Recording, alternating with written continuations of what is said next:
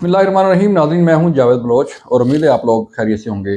आज बड़ी अहम डेवलपमेंट्स हैं मुल्क के अंदर और बड़ी अहम खबरें हैं, उस पर हम बात करने जा रहे हैं। एक तो सबसे बड़ी जो खबर है, डेवलपमेंट है, वो ये है कि मुस्लिम लीग नून के कायद नवाज शरीफ को क्लीन चिट मिल गई है, बरी हो गए हैं अल अज़ीज़िया रेफरेंस में भी।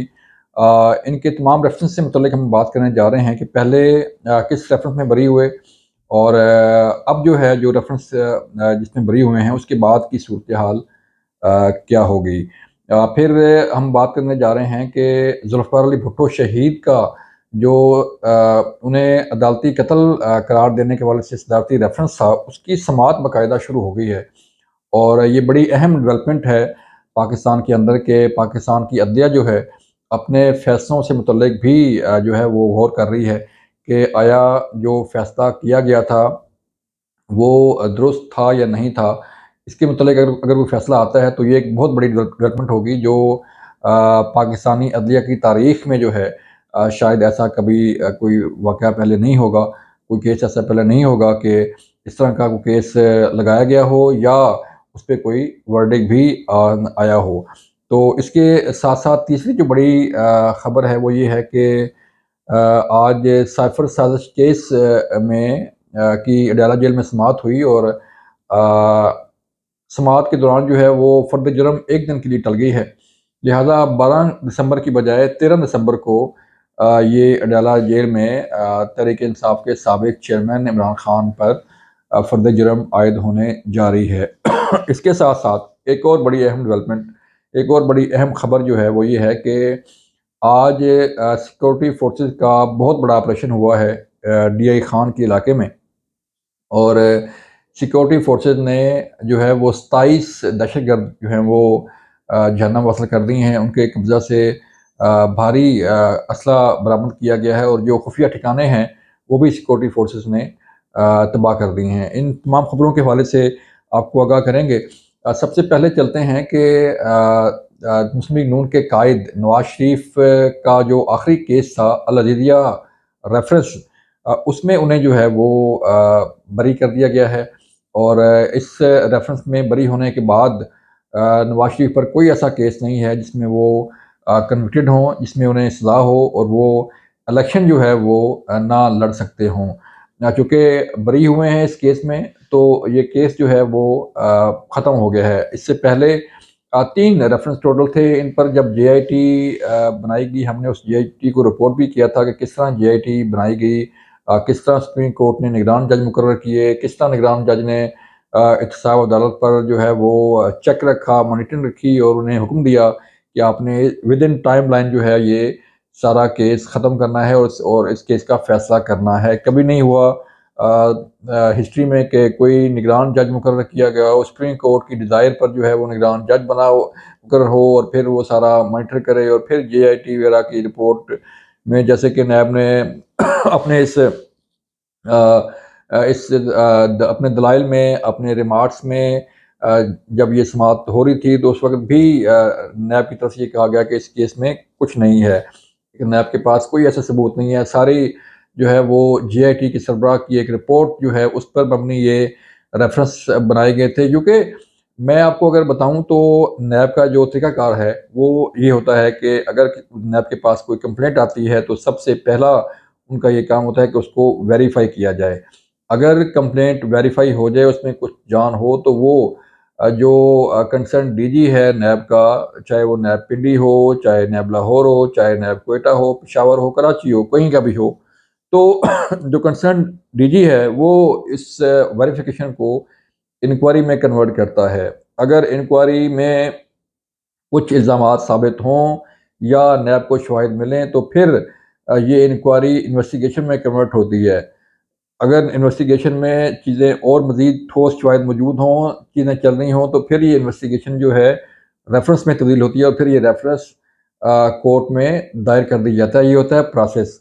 लेकिन उस वक़्त जब जेआईटी काम कर रही थी और हम उसको रिपोर्ट कर रहे थे तो हमें कहीं ऐसा नज़र नहीं आया कि कोई जेआईटी की कोई कंप्लेंट वेरिफ़िकेशन हो, कोई इंक्वायरी हो, कोई इन्वेस्टिगेशन हो, कोई नैब के एग्जीक्यूटिव बोर्ड के इजलास में रेफरेंस दायर करने का फैसला किया गया हो।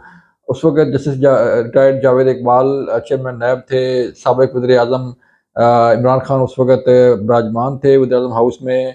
तो सारी चीज़ें किस तरह चल रही थीं, साकिब निसार चीफ जस्टिस पाकिस्तान थे, सुप्रीम कोर्ट का डंडा था, तो ये सारे रेफरेंस जो है वो बन गए। लेकिन अब जब ये रेफरेंस में बरी हो गए हैं, तो आखिरी जो तलवार लटक रही है नवाज शरीफ के सर पे इलेक्शन लड़ने में कुछ रुकावट हायल हो सकती है, तो वो सुप्रीम कोर्ट है। सुप्रीम कोर्ट से भी उन्हें कोई ना कोई वर्डिक्ट लेना लेना पड़ेगा। ऑल्दो इलेक्शन एक्ट में तरमीम तरमीम के बाद जो नाअहली की मुद्दत है वो 5 साल फिक्स कर दी गई थी, लेकिन इवन देन नवाज शरीफ को सुप्रीम कोर्ट से भी रजू करना पड़ सकता है।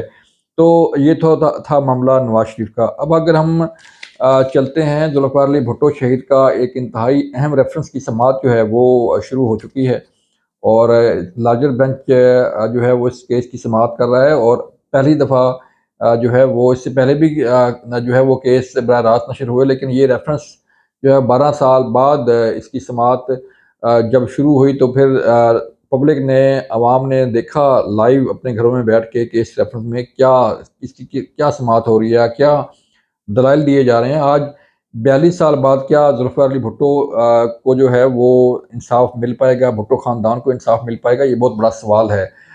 ये बहुत बड़ा सवाल है सिस्टम के लिए भी, ये बहुत बड़ा सवाल है अदलिया के लिए भी, कि अदलिया अपने ऊपर लगे हुए जो धब्बा है, जो दाग है, उसको धोने की किस हद तक कोशिश कर सकती है। क्योंकि अगर इस इस रेफरेंस का फ़ैसला आता है, और जुल्फ़िकार अली भुट्टो शहीद का जो फ़ैसला था उसे गलत डिक्लेयर किया जाता है, तो फिर जो है वो पीपल्स पार्टी के लिए एक बड़ा बड़ा जो है वो अहम एक जो है वो मामला होगा कि जुल्फ़िकार अली भुट्टो शहीद जिस पे पार्टी बेस कर रही है, जिसकी बुनियाद जुल्फ़िकार अली भुट्टो ने रखी, उनके लीडर को जो है वो बेकसूर करार दिया गया, और वो फैसला वो गलत करार दिया गया हो, तो फिर मामला जो है वो बड़ा मामला किसी और तरफ जाएगा। पीपल पार्टी की जो शोहरत है, पीपल पार्टी का जो कद काठ है, उसमें बड़ा इजाफा हो जाएगा।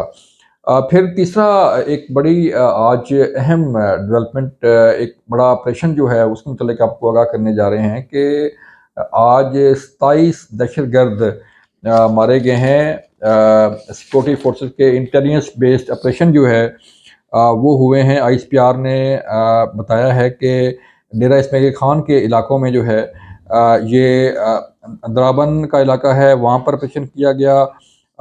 फिर जो है वो कुलाची के इलाके में जो है वो ऑपरेशन किया गया, और ये तमाम तर ऑपरेशन जो है वो खुफिया इतलात पर हुए थे। इसमें 27 दहशतगर्द मारे गए हैं।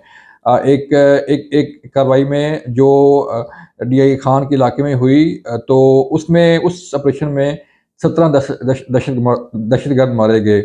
एक ऑपरेशन में जो है वो 4 दहशतगर्द मारे गए, और एक ऑपरेशन में 6 दहशतगर्द मारे गए। तो यूँ टोटल 27 दहशतगर्द जो है वो आज मारे गए हैं।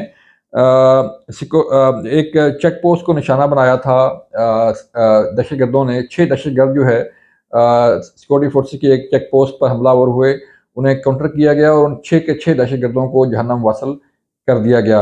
इस कार्रवाई में दहशतगर्दों ने एक बारूद से भरी गाड़ी का भी इस्तेमाल किया, और उस गाड़ी को जो है वो तबाह किया गया सिक्योरिटी फोर्सेस के जवानों की तरफ से, लेकिन वो गाड़ी उस चेक पोस्ट से टकरा दी गई। जब उस गाड़ी का धमाका हुआ, तो बिल्डिंग कोलैप्स हुई, बिल्डिंग का मलबा गिरा, जिसमें हमारे 23 जवान जो है वो उन्होंने जाम शहादत नोश किया। लेकिन आईएसपीआर का ये कहना है कि सिक्योरिटी फोर्सेस मुल्क में अमन के क़याम के लिए, अपने सिक्योरिटी फोर्सेस के जवानों की हिफाजत के लिए, अपने मुल्क की हिफाजत के लिए, अपनी आवाम की हिफाजत के लिए, और पाकिस्तान की हिफाजत के लिए किसी भी कुर्बानी से दरेग नहीं करेंगे, और ये कार्रवाइयाँ जो हैं वो जारी रहेंगी। ये बहुत बड़ा ऑपरेशन है जिसमें ये 27 दहशतगर्द मारे गए हैं, और सिक्योरिटी फोर्सेस ने वो ठिकाने भी तबाह किए जहाँ से ये ऑपरेट हो रहे थे, और जहाँ से ये तमाम तर कार्रवाइयाँ हो रही थीं।